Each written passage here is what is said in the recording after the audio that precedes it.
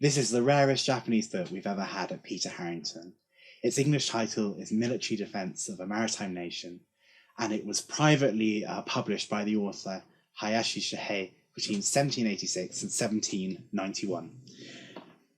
This book is so consequential because it's really the first book, or the first Japanese book, to argue that Japan needs to embrace the outside world. It needs to modernize its navy. It needs to be more responsive to a growing Western incursions on its previously quite isolated polity. People know the arrival of Commodore Perry in the 1850s as a real kind of Western opening up of Japan. And this is so important because actually these ideas of Japan opening up, this is coming out 60 years before Perry. But this book is also really interesting because of its rarity and the story behind that. So what happened is that it's in 16 parts, and Hayashi started printing them in 1786, kind of one part at a time. And by 1791, he'd written it and he'd managed to print around kind of 38 copies or so.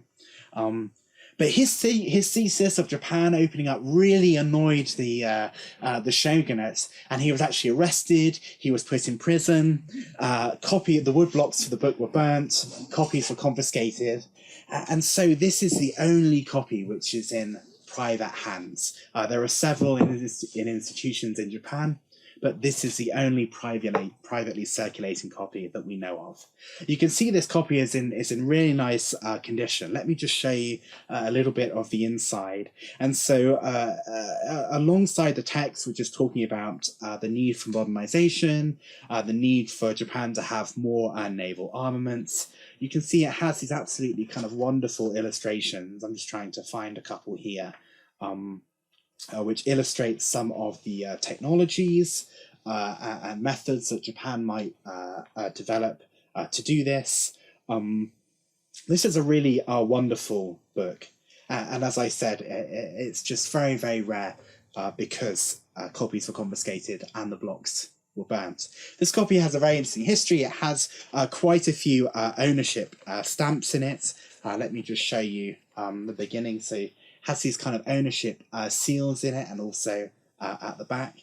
It was in the possession of a very prominent Japanese bibliophile in the early 20th century, and then he passed it on to collectors called Donald and Mary Hyde, who were famous not only for being collectors of Dr. Johnson, but also for having a real interest and passion for Japanese books.